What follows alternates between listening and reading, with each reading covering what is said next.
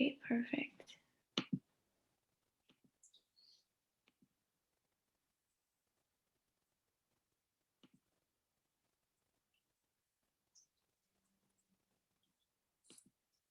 Okay, so let's start off with this meta-analysis that the digital divide is COVID-19 pushing the elderly toward the adoption and the use of the internet. So, I mean, I think this topic is fascinating because I think of my own adult senior parents and how we've, as we go through COVID-19, having to communicate and keep relationships going has been really tough for people who are having to stay put all the time. So I think this topic is a very interesting topic. So navigating, I think it's jumping, there it is, okay. All right, so let's go to the first slide, Alana. I think that was mine. And y'all can stop us whenever you have a question. So coronavirus pandemic. So in 2020, between January to March, the deadly coronavirus escalated from being an isolated disease in China to a global pandemic that is causing people to experience lengthy and depressing periods of isolation. So the focus of the meta-analysis aimed to learn if elderly adults are starting to make more of an effort to use or learn how to use the internet for socialization due to COVID-19. I mean, just think about us having to do all of this Zoom, and I know for me and my students, we've definitely we're doing things that we would have never imagined with learning and technology. So I think it's definitely, actually for the university that we're at, it's amazing how it's changed things. So I can just imagine elderly. The goals for the research were to know if the pandemic could be causing a close in the digital divide that older adults face, and if gender, education, or socioeconomic status make a difference in their adoption of technology.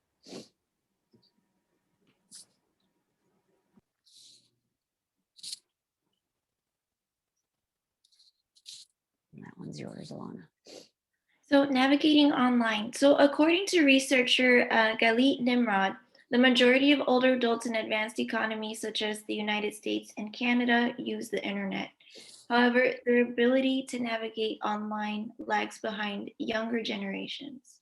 So Nimrod said, studies on young adults suggest they cope with stressful life conditions by using the internet for mood enhancement and social support.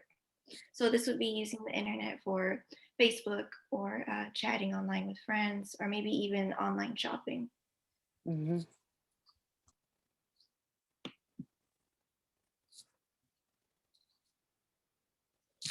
So long periods of isolation. So as the pandemic created a threat, particularly to the elderly, their use of the internet became a central focus of wonder for Nimrod. So how has the elderly's mental and physical health been affected during these long periods of isolation? So this is what we kind of dove into and tried to find out.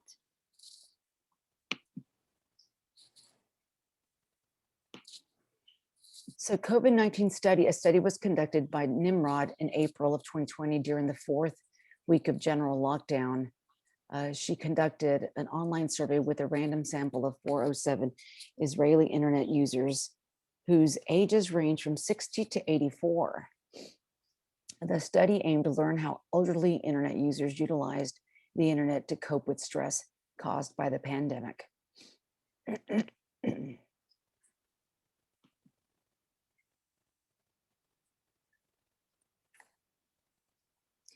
So 3 potential reasons of stress caused by the pandemic were your immediate threats, which infection, isolation, and economic strain. And then long-term threats were deteriorated physical health and mood following a prolonged lockdown. And then the last thing is worrying about others, infected friends and family, as well as family economic strain. So that, of course, all of these 3 reasons, I mean, we can all totally relate to whether we're elderly or not, but our focus, of course, was the elderly and them being more isolated than because of the interaction with family or friends, the lack of.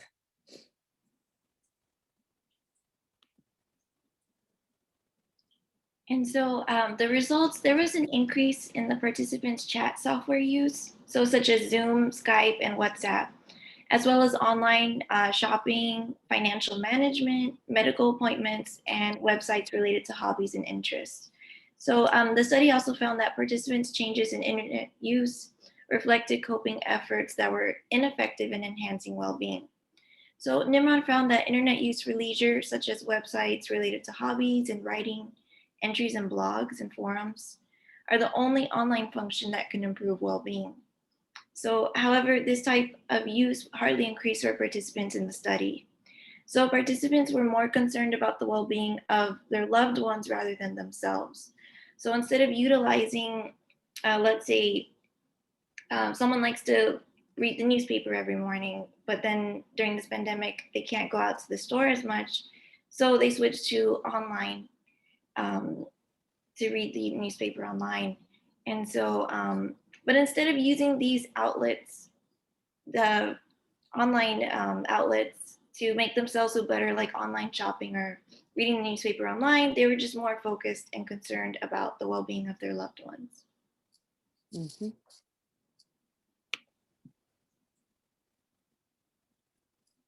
So, internet use for socialization. As people grow older, it is harder for them to maintain social ties.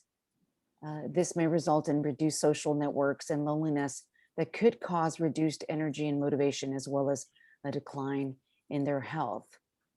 And so, the last bullet here, for the elderly who do not travel, learning how to use the internet could bring the world to them by providing them with information, convenience, and entertainment, and connection to their families.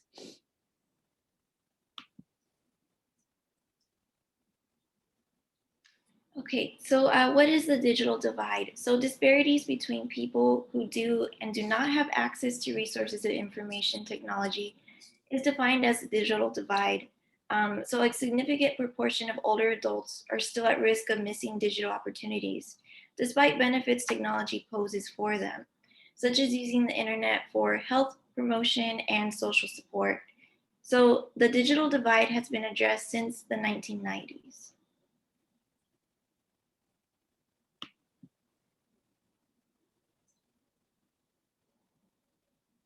Um, so the digital exclusion, there are three common disparities found while researching the digital exclusion of elderly people. So these disparities include age, gender, education, and socioeconomic status.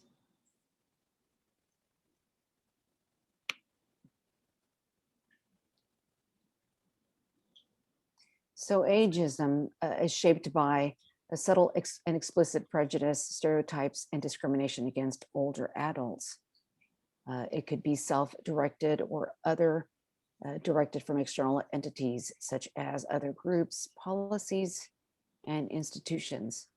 Age discrimination may promote the idea the internet is hard for older adults to use, which results in them viewing their efforts as futile or embarrassing. I think here too um, for older people and like the use of all these portals for health uh, centers, doctors' offices, and they're having to use this online portals. I think is really, really has been really difficult. So I think that's an area too um, that the technology hasn't really um, taken that part under consideration, or having to sign on for a COVID vaccine and it's all online. How does this population even get to that if they don't have an advocate that's going to be doing all their technical stuff for them? They're signing on and uh, keeping that communication going. Tough stuff for this age group.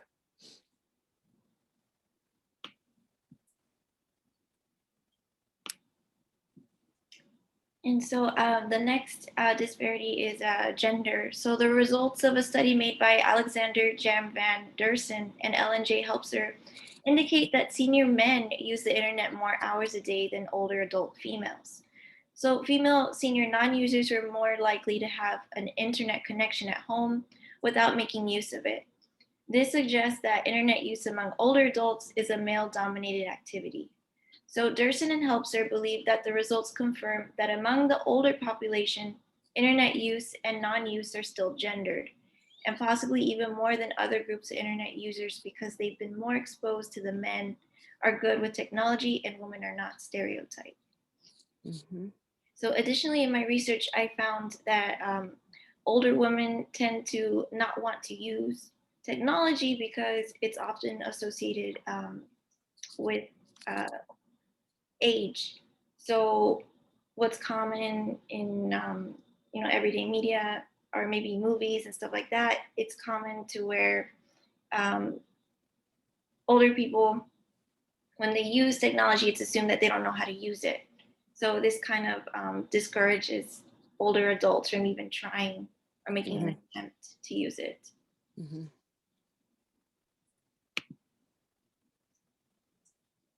Education. So education is often considered the most important predictor of digital exclusion. Traditional literacy cannot be ignored in relation to the internet because it requires reading and cognitive processing of text. For example, highly educated senior internet users are more involved in cognitive knowledge enhancing activities of information and news. So, I mean, so you do have, lots of them who um, have dove in to learning to use the internet and Zoom and having family interaction during this period, during COVID.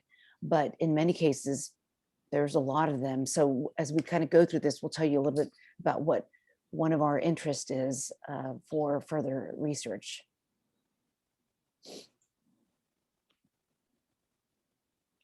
So the elderly and online activities. So learning and mastering computer related skills could contribute to the elderly's well-being by letting them maintain a sense of integrity and continuity with the past.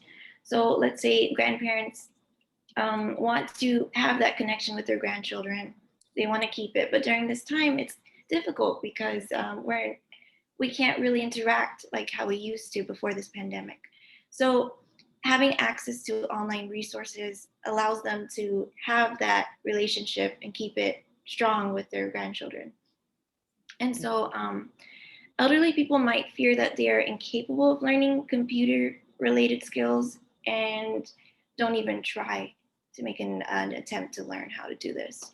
And so research has found that the elderly need to be well informed about the benefits of purchasing information communication technologies and its usefulness.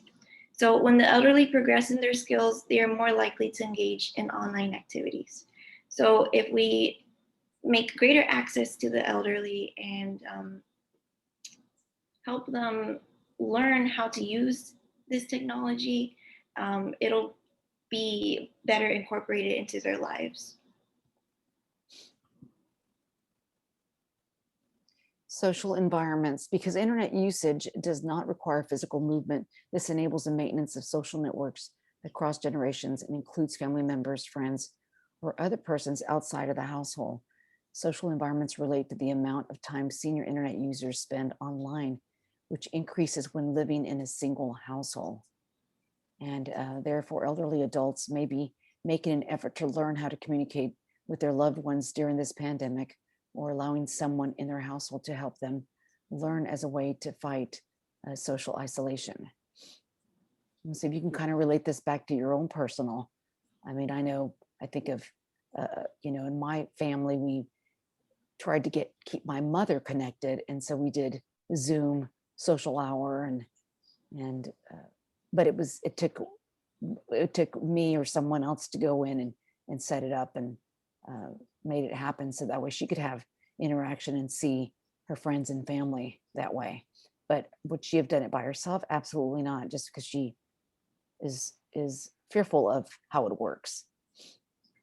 Right. Yes. And I also think I noticed because of this pandemic, I noticed that there's different levels of knowledge of using the internet as well. So my grandmother in Mexico, she always used a landline phone and or just relied on her family members to go visit her.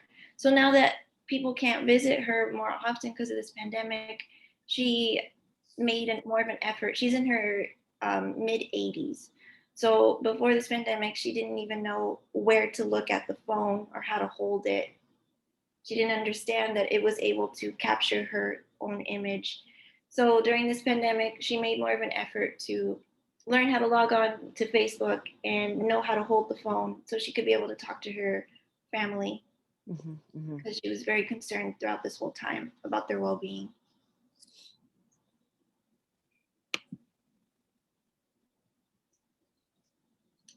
I think that was you, was it?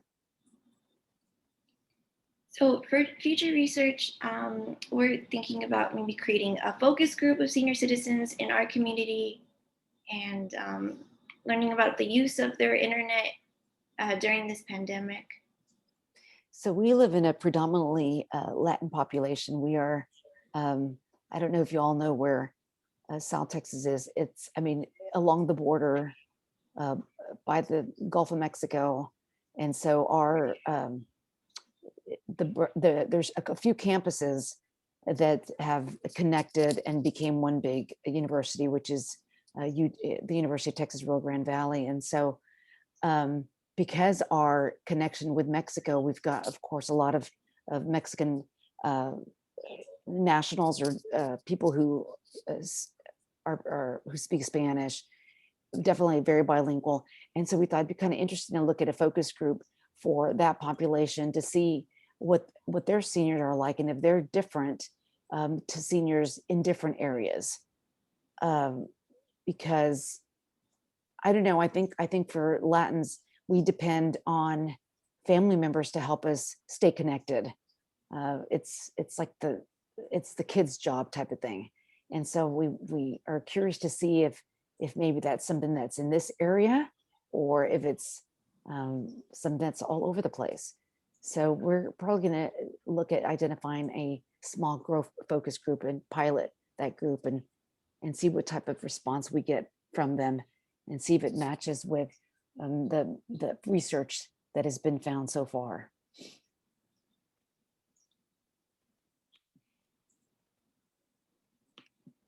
And so there are the bibliographies, and we open it up for questions. Anybody have any comments? I want to know what you guys think. We want to know what y'all think. I have a comment. Okay. Good morning, Good morning. everyone. Yeah, this was a very interesting talk, and I wanted to know, to what extent do you think you will look at differences in the education of the elderly individuals that you study as, and just to see how that influences their usage. The reason why I bring that up is because my mother is 76, Mm-hmm.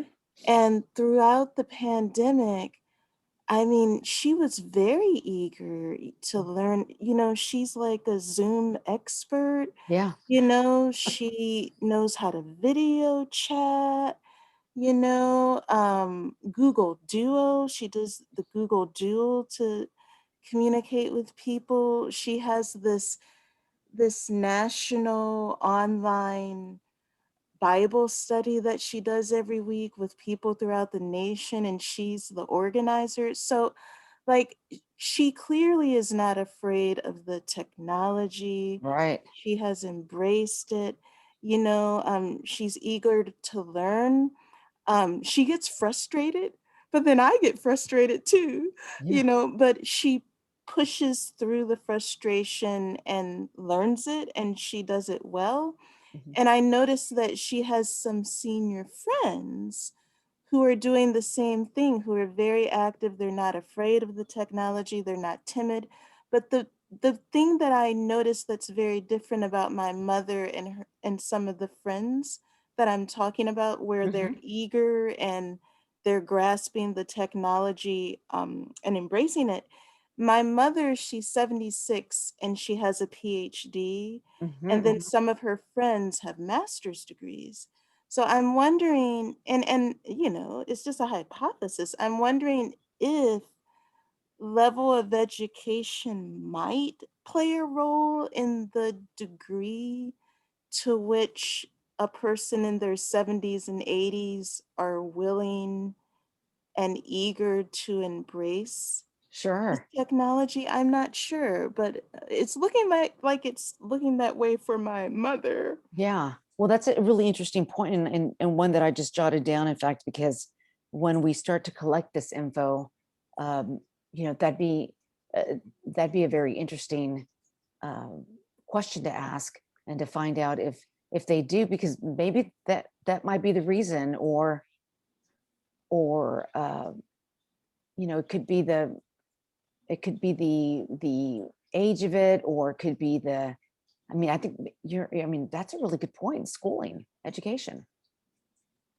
Definitely. And in the research, it shows that so based on education. So let's say someone worked at a company where they were required to learn how to use at least some form of technology. So once they retired, they felt more confident in learning more about. Right. Hmm. So So how so maybe you're right. So maybe it's not necessarily the fact that they have a PhD or master's. Maybe just like what you just said, it may be more of an issue of mindset in terms of, are certain elderly people truly lifelong learners, right? You don't Hmm. have to have a master's degree to be a lifelong learner. So just like you said, if they're accustomed to learning new things in their prior work, and that was just normal, and learning new things was every day for them, Hmm. maybe it's not necessarily education. Maybe it's the mindset of being a lifelong learner or not. I don't know. I'm just thinking out loud. No, that's good. That's what we want. We want ideas from you all, because you all are in different regions of of the U.S., and so it's always interesting to see how um, those things play a part in this. Because I think of my mother, who didn't even have internet at her house. She had her cable TV, and she was content with that at 80 years old. But when the whole and I try to encourage her by opening a Facebook account, and we teased her because she she went into her phone and accidentally went to Facebook and put down that she was with so and so at this place. I'm thinking, okay, no, you were not there, and that was a total accident. And please don't touch your phone don't go into your Facebook account. And so I think maybe um, the the knowledge, or just the training and learning about it, uh, and being comfortable with it. But I mean, it could be education. It could be I don't know. I think sometimes, I don't know if culture has anything to do with it. I don't know. It'd be interesting. But that's kind of what we're looking at, taking this a step further, and looking to see if the people in our area are similar to people in other areas. Right, that's a good point. They also need a good, like, strong support system, like at least someone in the household that's willing to be patient with Yeah. them and encourage them to try to learn. Because I read another study that said that there was a group of women who they were afraid to try to use the technology because they were afraid that, well, their children would tell them, don't do anything because you might delete my important stuff. Yeah. Or the husbands would also be like, well, why are you learning that? You don't really need to learn that. So it really depends on your foundation and who you have in your household as well. Hmm. Hmm. Any other comments? For my Yes, mom, oh, go ahead. I'm talking too much. Go ahead. I'll put my comment in the chat. Okay. Okay. Go ahead, Jacqueline.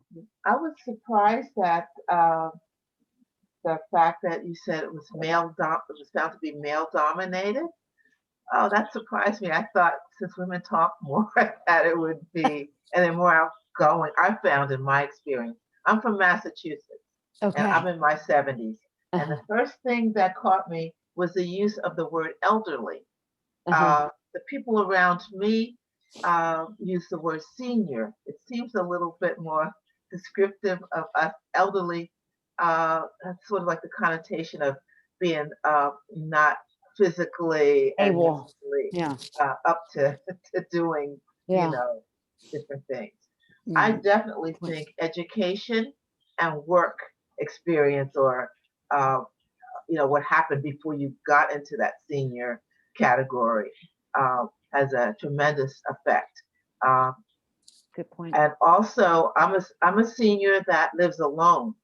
And since the pandemic, no one comes into my household.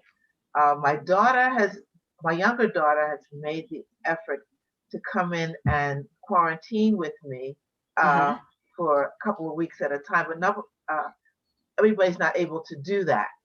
So her comments to me even before the pandemic was, don't lose your computer skills, because I use the computer as part of my previous job activities, work experience.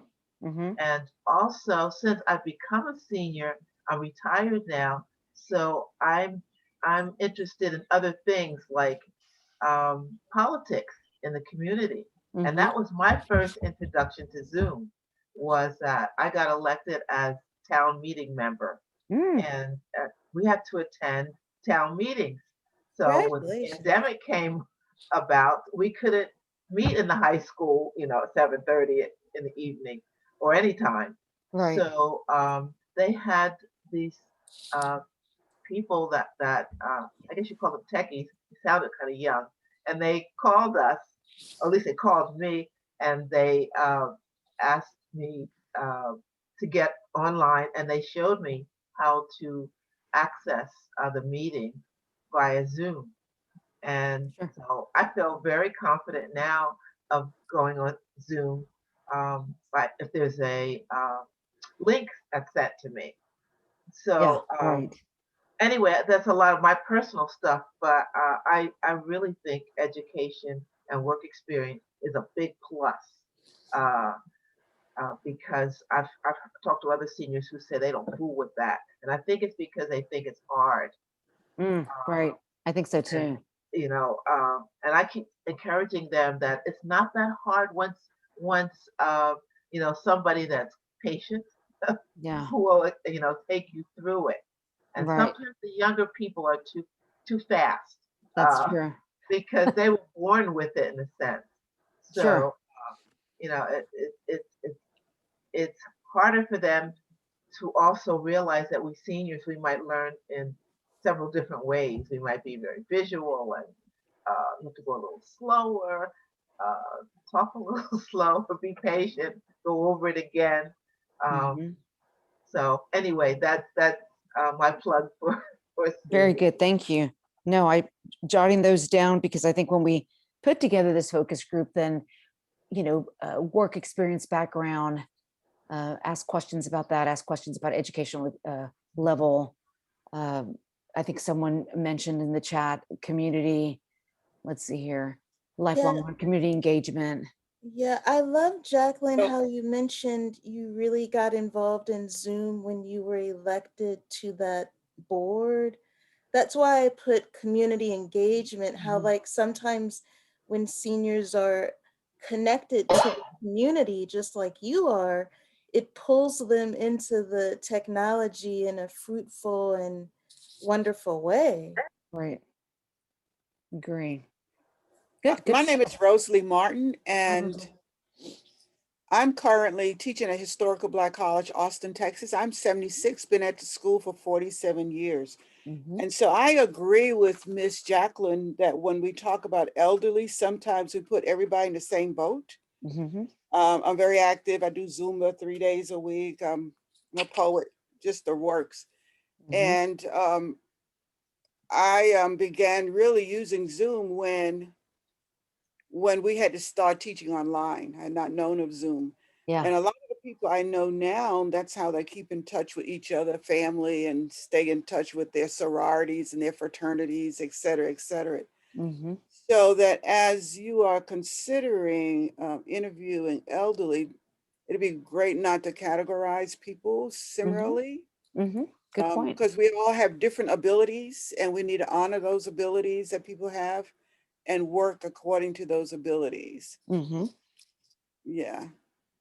Good point. And I think what you mentioned, besides, community engagement, but activities, how active are you? Because you could still do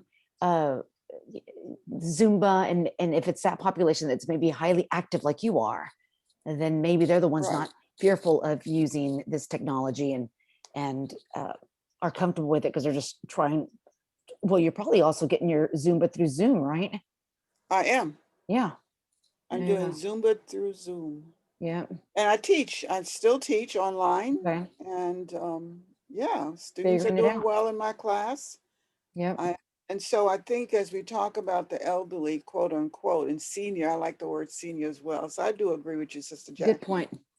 that we have to be really careful about how we the terms we use. Sure. Mm-hmm. In many ways are more agile, more active than people who are 50, who are not quote unquote elderly or seniors, right? Mm-hmm. So it's important for for you to have that information Perfect. Thank you. as well. Definitely. Thank you.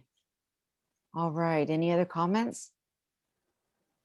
I had a comment related to, you mentioned how some seniors had tech support within their homes. Mm-hmm. And I wanted to mention sometimes that is not always the case.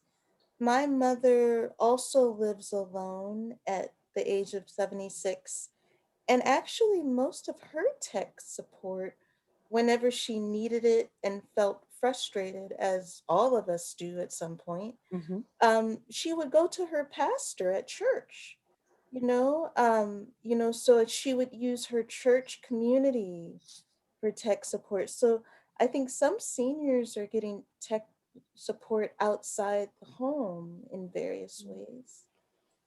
And I went to YouTube Okay. Uh-huh. when Yeah. I was teaching, and just before spring break, we were told we're not coming back. Yeah.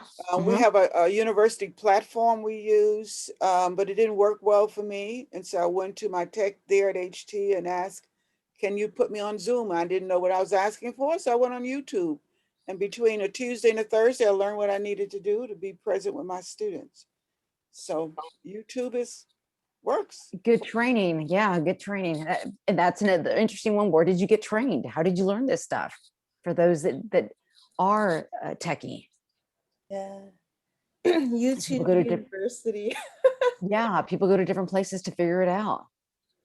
I belong to AARP. This is Jacqueline Yeah, again. yeah. Hi, Jacqueline. And they also had sessions about using the cell phone. This was before we even had the pandemic. Uh-huh. And now they're doing a lot more with Zoom. Also, Okay. in my community, we have Council on Aging, and they Hmm. have a person that you might classify as senior or elderly who's an expert because she's worked in that field of computers and everything. So she conducts classes on Zoom and the cloud and all of the things that I'm not sure of yet. But if Sure. I tune in once a week with Grace, they'll invite me to the Zoom, and she will, and she'll go over some things. Oh, very cool. That's neat. And she's out of the community? Yes, she Ah. lives in the same town, and Mhm. the Council on Aging, she works closely with them, Mhm, mhm. and so we get uh, quite a bit of help from her. We can't go into the building now because we're still, unable to do that. But once she gets us online, uh, Mhm. she's a big help. She answers questions that we probably would be embarrassed to ask other people. Yeah, yeah, good. Good, very good. Good to know that. Wonderful. Well, you guys have been so interesting. Good tips, good advice. And if you have no other comments, then I think, let's see, Rosalie, you want to see our PowerPoint, so we'll send that over to you. I've got your email address. And Thank you. you're welcome. I All put right. some notes in the And chat. can anybody tell us where you're from? I'm in Austin, Texas. Just left a 60-hour freeze in my house. No power. Yes. So Where is everybody else? well, I am actually, Ilana and I are in South Texas. We are deep South, and we have been out of power also since Sunday. It's Mhm. finally back. I think I came back on Wednesday. And I did too, so yes. it's been miserable Mm. around here, but I'm in Brownsville and Alana's in Edinburgh, right, Alana? Port Isabel. Port Isabel, Port Isabel. Mhm. So, and I'm no in Boston water. area. Boston, And wow. yeah, we're used to this kind of weather, Oh, no, and we're it's in, just reaching us now. We already had snow, but now we're getting more from the yes, storm that you had. It traveled up this way. We were expecting it. yeah, Right, but you didn't go out though. You didn't have a blackout. See, Austin in Not Texas yet. prepared It for just this. got up this way. yeah. Yep. We had a blackout. It was off. Yeah. It's been tough. So Oh, sorry. there's Edinburgh. Elias Lozano, you're from Edinburgh. Good, Elias. I'm from St. Louis, Missouri. Ah, Wow. But I okay. used to live in Arlington, Texas. So I Okay. Yes. know Texas well. Yeah. Well, weather like this is just not Texas. And so we're in shock. Mhm. True. Everybody's thawing out. True. I'm Brent Watson, Hi, Brent. Katy, Texas. Not far from Houston, maybe like minutes away from Yeah. Houston. So, we haven't had power here for about Right. 48 hours. Uh, Yes. got power back, so it's been it's been an experience. That's all I can say. I don't like snow. Definitely. Definitely don't like snow. Yeah. And we still don't have Yeah. water. Some people, I have water, but many of my friends don't. I'm so sorry. And we have to boil our Yeah. water. Those who do. Yes. Yes. We do too. We do too. Anyway, Yes. you guys have been wonderful. Thank you very much. And we will, stay in touch. If you need anything, you know how to reach us. I think I think our email address and stuff is on the agenda, um, the schedule site for this organization. And we hope to take our research a little further. Alana, do you have any comments? No, I just, thank you so much for everyone for giving your comments. I appreciate it. It was nice hearing from different perspectives from Mhm. throughout the United States. Because over here in the Rio Grande Valley, we're just one section. So it's good to hear from different perspectives. I especially like the advice of changing it from elderly to senior. I didn't even think about that. Yeah, I Yeah, didn't that's a either. great Thank you idea. so much for telling us. Yeah, thank you very much. Yeah. All And right. are Go the ahead. names of everybody in the attendee? Do we have everybody's names? Well, there's the chat. So you could copy the chat and people's names and comments are in the chat. Okay. Yeah, like let me include my email address right here. And you guys can have that. And I can connect Well, with I'm gonna Alana. log off. You all enjoy the rest of the Same conference. here. All right, y'all. Take you. care. Have a wonderful day. Thank you for the research and the You're welcome. Thank presentation. you. I learned a lot Thank you. also. Good. I'm glad Alana is the lead on this one. And when she brought it up to me, I thought, oh my gosh, this is so interesting. And so I'm glad that you all found it interesting and useful. Good job, Alana. Thank you. Yeah. Have a good day, everyone. Take care. We'll see y'all Bye. soon. Okay. Okay. Bye-bye. Bye. Alana, I have a question for you guys, real quick. Mhm. Oh, When I'm presenting today at 12, so did they provide you guys with the Zoom link on there already? Yes. Okay, gotcha. I want Yes. to clarify In that. fact, yeah. In fact, right about, because I logged in a little earlier this morning and couldn't see it. And then right where you go to my schedule, my agenda, and you type in your agenda, just sit there for a little while. And exactly at 20 minutes before your time, Okay, it'll say join now. And okay, gotcha. and you So go you're right into Zoom. so you were able to record it as well and save it to your laptop? Because I know they were saying that later on they wanted to show these later, the record. Yes. Save it to cloud. Yes. Okay, Mhm. It's saved to cloud. And so it'll be somewhere for, I guess, for the organization to access. gotcha. Okay then. And then start it right away. Because like in our case, we forgot to press record and we did our introductions without realizing that Gotcha. I forgot. And so you want to definitely click that right away. Okay, thank you, ladies, so much. You're Appreciate welcome. it. Have a good day. All right. Have a good day. Take care.